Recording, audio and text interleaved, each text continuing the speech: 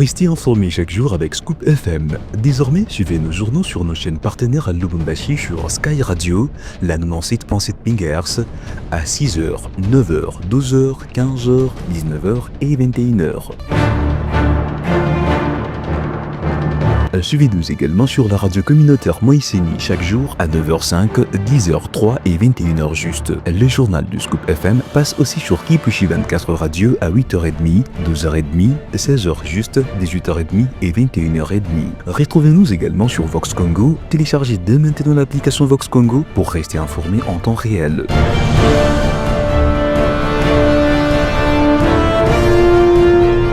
Scoop FM, suivez-nous sur notre page Facebook et sur notre chaîne YouTube pour tout savoir sur l'actualité locale, provinciale, nationale et internationale. Scoop FM, la neutralité réelle. La neutralité réelle.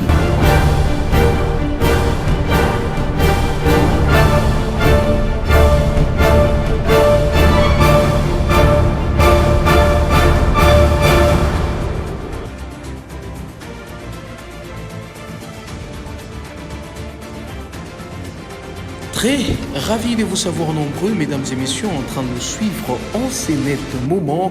Bonjour et bienvenue dans cette édition du journal. Landry Bimaye est à la présentation sous la coordination des Christian Mouchampa.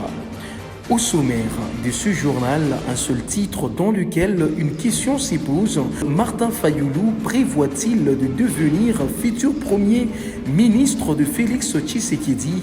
Car lui-même l'a affirmé en disant « Je suis congolais, le pays a des difficultés énormes, nous devons aller au dialogue ». Tout ça c'est à suivre dans ces journaux si seulement vous nous restez fidèles. Allez, ouvrons ces journaux, mesdames et messieurs, en RDC où le gouvernement actuel est en discussion avec ceux qui ont tué les Congolais. La FCM 23, ce sont eux qui ont occupé militairement Goma ainsi que Bukavu, mais ils sont en discussion avec les représentants du gouvernement congolais. Qu'est-ce que vous voulez qu'on fasse? Dit Martin Fayoulou, qui insiste sur la nécessité d'un dialogue inclusif dirigé par la SYNCO ainsi que les CC. Il ne faut pas donner de prétexte à qui que ce soit. Tout le monde doit venir pour le dialogue de la vérité, de la réconciliation et de la cohésion nationale. C'est ça le camp de la patrie. Suivez. Là, il veut le dialogue. Il en a parlé, je crois que le 30 juin, il en a parlé. Et mon intime conviction, c'est qu'il veut le dialogue. Et il m'a dit qu'il voulait le dialogue, mais il avait un problème. C'était avec les évêques catholiques qui posaient problème, et je lui ai dit que les raisons qu'il me donnait, je trouvais qu'elles n'étaient pas suffisantes pour récuser les évêques. Et c'est comme ça qu'il les a reçus pour qu'ils se comprennent, et je crois qu'ils se sont compris. Il a mis une équipe en place qui travaille avec l'équipe de la SYNCO et des LCC. Donc maintenant, l'intime conviction, je crois qu'il veut le dialogue. Mais pour être franc, j'ai l'impression que Félix Tshisekedi attendait le raccord de Washington et celui de Doha pour avancer. Est-ce que c'est ça? Bon, tout le monde peut, dans les supputations que je peux avancer, je crois qu'il y a ces deux éléments. Sinon, pourquoi jusqu'à aujourd'hui, je l'ai vu le 5 juin, et nous sommes aujourd'hui le 20 juillet, ça fait un mois et demi, pourquoi il n'y a toujours pas de dialogue? Comme annoncé dans le sommaire, mesdames et messieurs, une question s'y pose. Martin Fayoulou, futur premier ministre de Félix Tshisekedi, lui-même l'a affirmé en disant « Je suis congolais, le pays a des difficultés énormes, nous devons aller au dialogue ». Si au dialogue, il y a des résolutions qui sont prises, je participerai à la prise de ces résolutions et j'accepterai. Suivez. Il y a des gens qui ont dit oui, Fayoulou a vu Kolongele et c'est fait. Mais ces gens se nourrissent des rumeurs. Chers amis, chers frères et sœurs, arrêtez de projeter ce que vous êtes, ce que vous pouvez, et à projeter ça sur les autres. Si vous pensez qu'on peut vous corrompre, si vous pensez que vous pouvez voler l'argent, mais admettez quand même que pas tout le monde qui peut être corrompu, qui peut voler. On m'attribue d'avoir vu Kolongele, Ebéran de Kolongele, pour organiser cette nomination. Mais quand et comment? Na molili, na ndoto, na kindoke, na comment? Alors, ça, oui, organisation, il y a un gouvernement d'union nationale. Enfin, non, j'ai dit ceci et je réponds maintenant à votre question sur la primature. Je réponds ceci. Je suis congolais. Le pays a des difficultés énormes. Nous devons aller au dialogue. Nous devons aller au dialogue.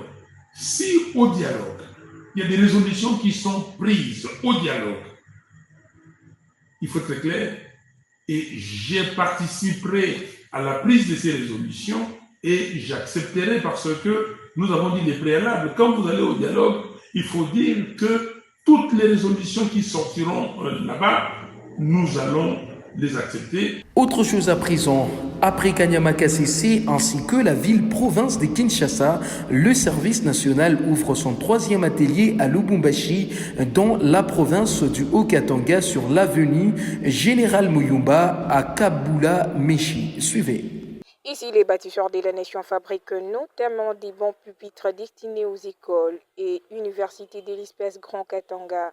À l'instar de Kinshasa, une vaste opération de distribution de ce meuble est prévue dans les prochains jours à travers les écoles et universités du Grand Katanga, annonce le commandant du service national, le lieutenant-général Jean-Pierre Kassongo Kabouik.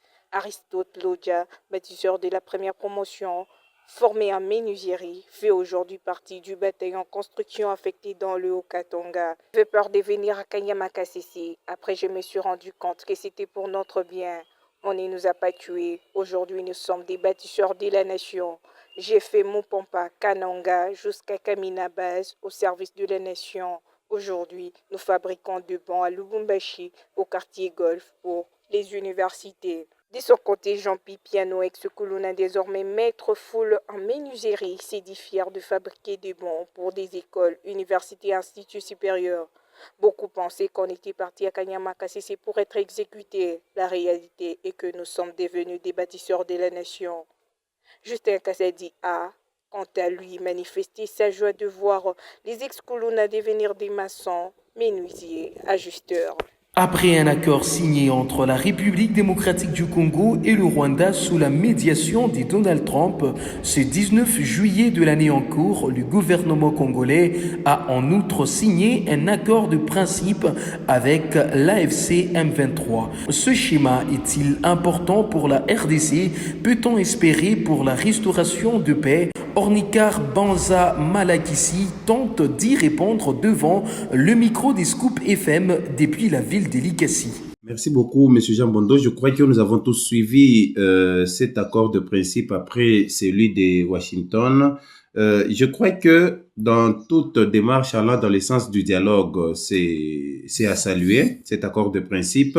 C'est quelque chose de bien, mais comparativement à ce que nous sommes en train de constater nécessairement sur terrain, c'est ce qui pourra poser problème. Je crois que même l'accord de principe à Washington, c'est la communication beaucoup plus du gouvernement congolais qui a posé problème. Et nécessairement même dans cet accord de principe, vous allez vous rendre compte que quelque part, le gouvernement présente un aspect de chercher à brandir à la population autre chose que ce qu'ils ont signé, alors que dans cette communication à laquelle nous avons assisté avec Patrick Mouyaya, je crois que ce qui pourra faire, c'est que on n'aura pas d'évolution probablement. En lieu et place, qu'est-ce que le gouvernement devrait faire? Moi, je crois que d'abord, ce qu'ils ont déjà commencé à faire, c'est bien.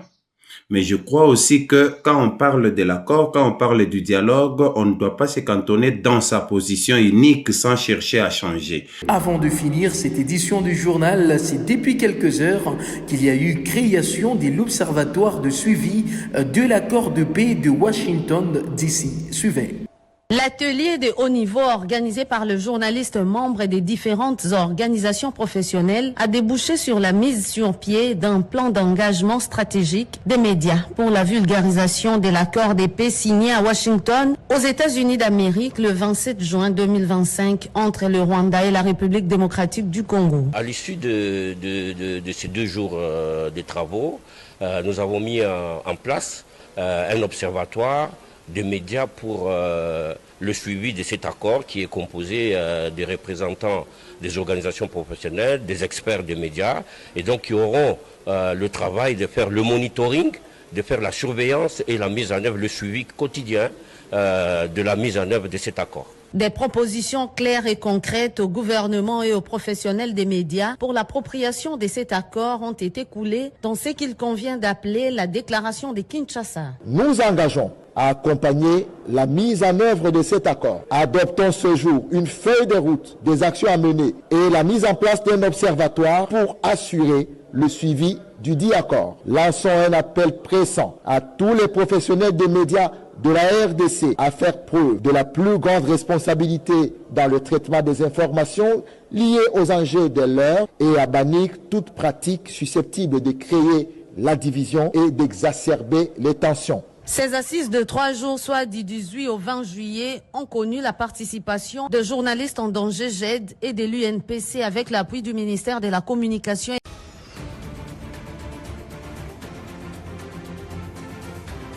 Mesdames et messieurs, ainsi s'achève donc ces journaux. Nous vous remercions pour votre attention. Landry Bimaille était à la présentation, c'était sous la coordination ainsi que la supervision de Christian Mouchampam Pandé. D'ici là, portez-vous bien et à très vite.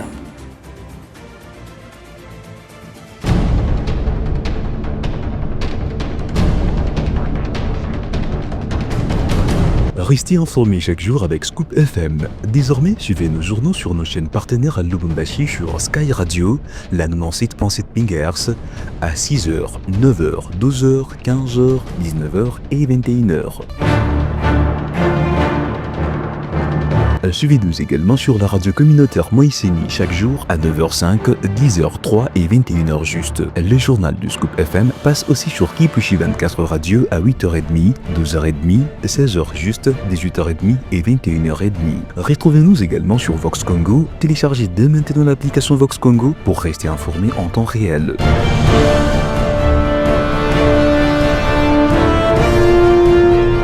Scoop FM, suivez-nous sur notre page Facebook et sur notre chaîne YouTube pour tout savoir sur l'actualité locale, provinciale, nationale et internationale.